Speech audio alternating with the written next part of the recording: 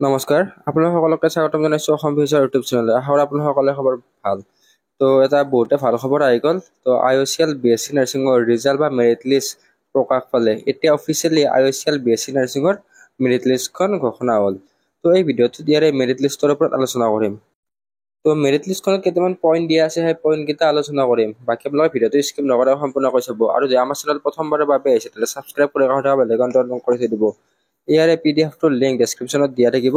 তো download PDF বা download merit list বুলি তাৰে পৰা আপোনালোকে ক্লিক কৰি ডাউনলোড কৰি ল'ব পাৰিব। তো আমাৰ ৱেবছাইট eduasamplus.com-ৰ এই পষ্টটো লিংক ডেছক্ৰিপশ্যনত দিয়া থাকিব। তাৰে পৰা ডাইৰেক্টলি আপোনালোকে মেৰিট লিষ্টখন ডাউনলোড কৰিব পাৰিব, নহ'লে IOCLৰ অফিচিয়েল ৱেবছাইটৰ পৰা ডাউনলোড কৰিব পাৰিব। তো ইয়াতে সকলোবিলাক ডিটেইলছ দিয়াই আছে।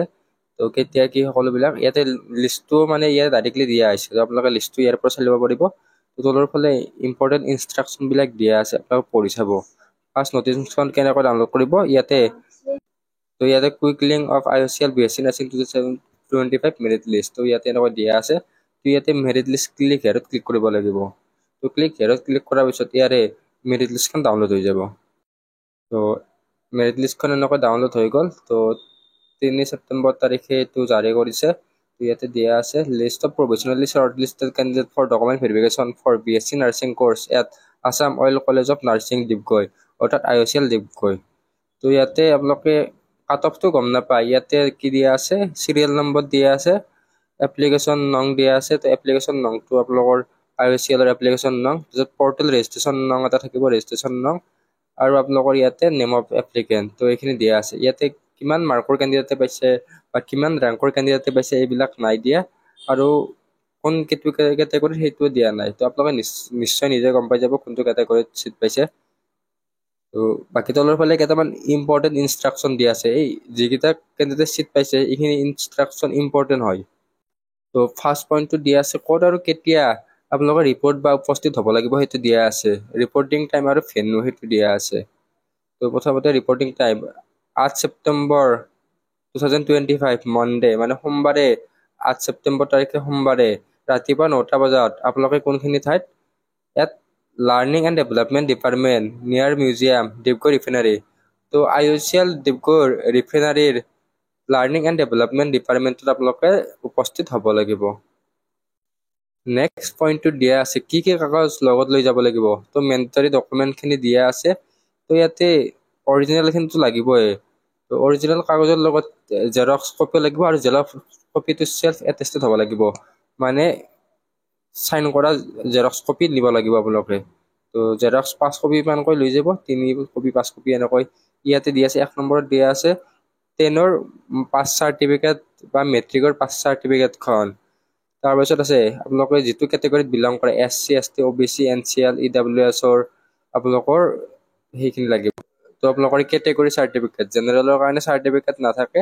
যদি আপোনালোকে এই কেটেগৰীৰ পৰা বিলং কৰে তেতিয়াহ'লে চাৰ্টিফিকেটখন লাগিব। OBCৰ কাৰণে NCL চাৰ্টিফিকেট, আৰু যদি কোনোবাই ফিজিকেলি হেণ্ডিকেপ বা ডিছেবিলিটি চাৰ্টিফিকেট আছে তো সেইটো লাগিব, যদি মানে ফিজিকেলি হেণ্ডিকেপত চিট পাইছে।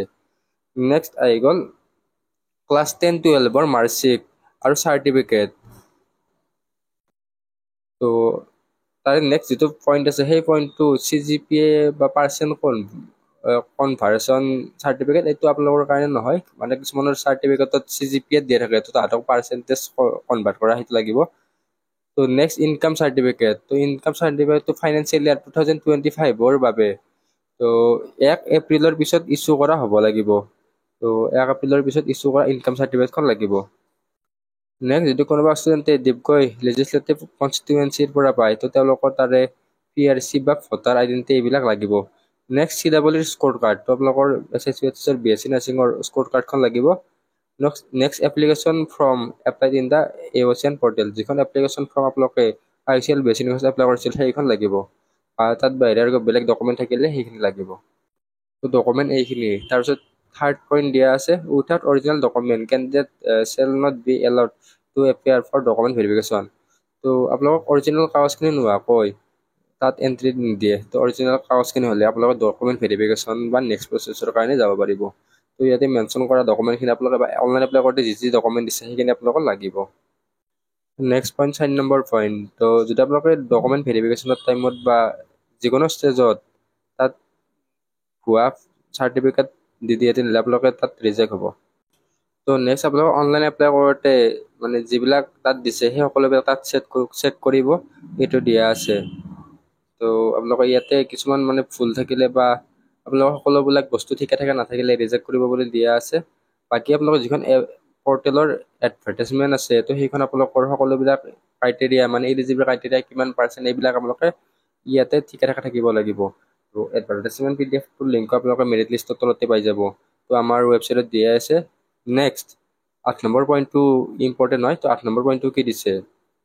তো 8 নম্বৰ পইণ্টটো দিছে মেডিকেল এক্সামিনেশ্যনৰ কাৰণে PEME। তো প্ৰি এংগেজ মেডিকেল এক্সামিনেশ্যনৰ কাৰণে এইটো নটিচ দিছে।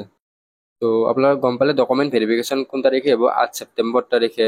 তো ডকুমেণ্ট ভেৰিফিকেশ্যনত যিবিলাকৰ মানে একচেপ্ট মানে একো প্ৰব্লেম নহয়, তেওঁলোকে মেডিকেল এক্সামিনেশ্যনৰ কাৰণে যাব লাগিব। তো তাৰিখটো হৈছে 10 ছেপ্টেম্বৰ 2025 তাৰিখে আপোনালোকে মেডিকেল ভেৰিফিকেশ্যনৰ কাৰণে যাব লাগিব, যিবিলাকৰ ডকুমেণ্ট ভেৰিফিকেশ্যন হয় বা ডকুমেণ্ট ভেৰিফিকেশ্যনত ৰিজেক্ট নহয়। তো আপোনালোকে IOCL-তে যাব লাগিব, ঘৰত মেডিকেল চাৰ্টিফিকেট বনাব নালাগে। তো IOCL-ত অকুপেশ্যনেল হেল্থ চেণ্টাৰ OHC বুলি থাকিব, AOD। তো AOD হস্পিটেল, তো তাতে থাকিব, IOCL থাকিব। তো হস্পিটেলখনত মেডিকেল ভেৰিফিকেশ্যনৰ কাৰণে যাব লাগিব। Next 9 number point, only those candidates who are found medically fit in PEME pre-engage medical shall be offered engage letter for admission at Assam Oil College of Nursing Dibrugarh. তো medical verification হৈ যোৱাৰ পিছত যিবিলাক কেণ্ডিডেটে select হ'ব, তো সেইবিলাকৰ admission ল'ব পাৰিব। Next 10 number point, candidate call for document verification and pre engage medical examination shall be required to come prepared and make their own arrange to first day. আপোনালোকে 8 তাৰিখে ডকুমেণ্ট ভেৰিফিকেশ্যনৰ কাৰণে যাব লাগিব। তাৰপিছত 10 তাৰিখে প্ৰি এংগেজ মেডিকেল এক্সামিনেশ্যন হ'ব। তো মাজতে 2-3 দিনৰ পিৰিয়ড এটা থাকিব। তো ইয়াতে যিবিলাক মানে আপোনালোকৰ খৰচ হ'ব, থকা খোৱা এইবিলাক খৰচ আপোনালোকে নিজে দিব লাগিব।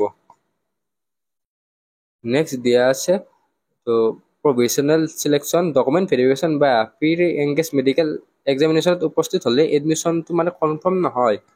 সমগ্ৰ প্ৰচেছটোত এডভাৰটাইজমেণ্টত দিয়া এডুকেশ্যনেল আৰু ইলিজিবিলিটি ক্ৰাইটেৰিয়াৰ ফুলফিল কৰাটো ওপৰতে নিৰ্ভৰশীল। তো আপোনালোকে সকলোবিলাক ইলিজিবিলিটি ক্ৰাইটেৰিয়া ফুলফিল কৰিব লাগিব বা থাকিব লাগিব। তো লাষ্ট পইণ্টটো দিয়া আছে, canvassing in any form is liable to render the candidate ineligible.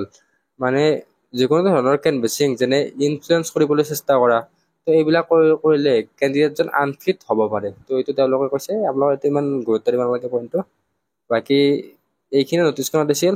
তো যদি আপোনালোকে কিবা সুধিব লগা থাকে, তো তেওঁলোকৰ ইমেইল তাৰপিছত ফোন নম্বৰ দিয়া আছে, আপোনালোকে কল কৰি সুধিব পাৰিব বা তেওঁলোকক ইমেইলত সুধিব পাৰিব।